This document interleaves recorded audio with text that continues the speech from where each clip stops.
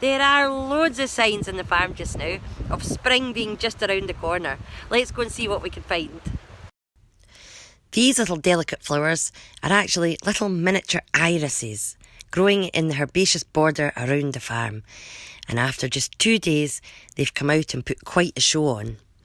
Aren't they striking? Just beautiful. These are another little flower that suddenly appeared.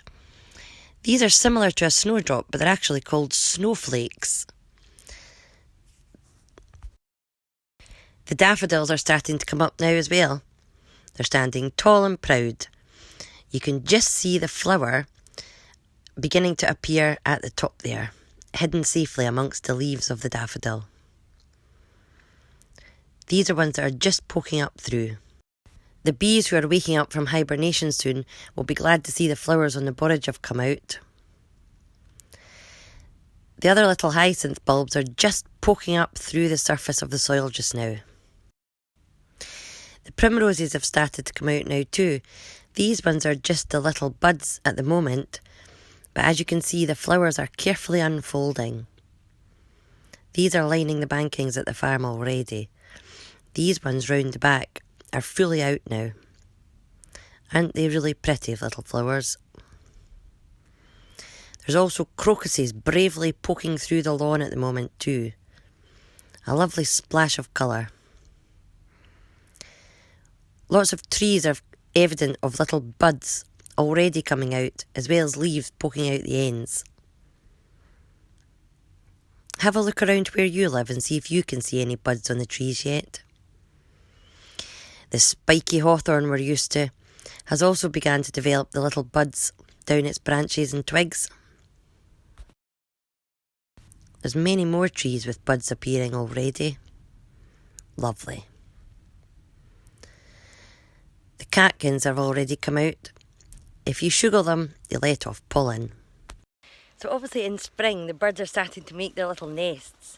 So on the way home to the farm I'm going to collect some of this sheep's fleece from the fences and from the trees here.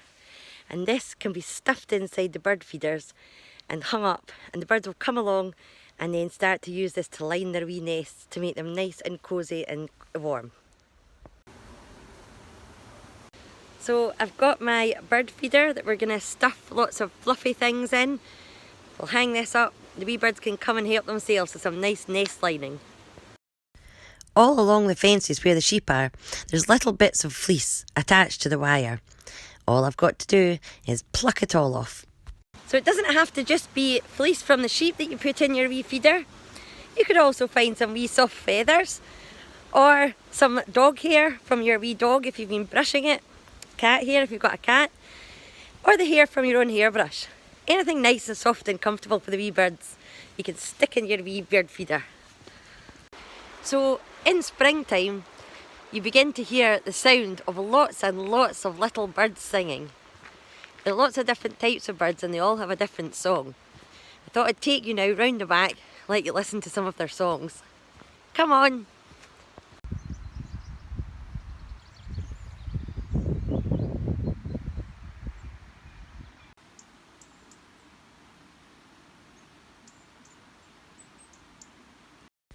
What you can see, boys and girls, is a camera which has been affixed inside one of the nesting boxes. And what you can see if you look very carefully, in the hole at the top of the box, a little blue tit is checking it out to see if it might be somewhere that it would like to build its nest. I'll let you watch it for a wee while.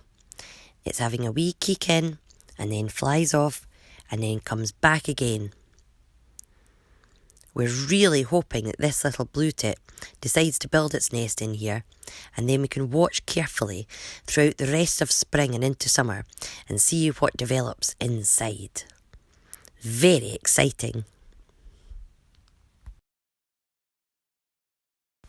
I hope you managed to have a little peek at the blue tit as it came in the top of the hole. I spotted some dippers down by the river too. Brilliant. Something else that's really nice that's happened after the storm is when I've come up to check the field for any debris that shouldn't be there. I did hear the first sign of the oyster catchers coming home. I'm going to try and let you listen to them now, see if we can get you a bit closer without them flying off. Let's go.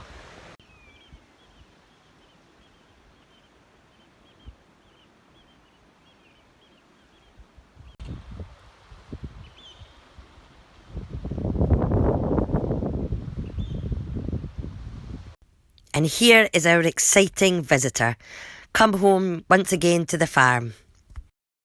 As it's springtime, children, Miss Blackie has come shopping for some nice colourful bulbs for the farm garden. So that's us home to the farm, and we're going to have a little look at the bulbs that we chose in Girvan to plant around the farm garden. We'll also have a little look at the back of the packets, find out when it's suitable to plant them and how far apart we need to plant the bulbs. So these are the pretty bulbs that we chose for the farm garden. The next job is to look at the back of the packets. Just like we saw on the bags of trees, each packet of bulbs has a special plant passport. As well as this calendar, it shows you the months that it's suitable to plant with a little shovel, and also when it would be expected to actually flower. Each of the packets of bulbs are different. As you can see, some are long and thin, some are short and fat, some are almost completely round, and some are very large, like a potato.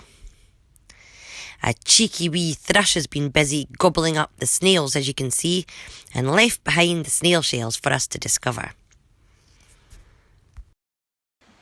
That's been a lovely day, children. We'll see you back at the farm tomorrow. Bye!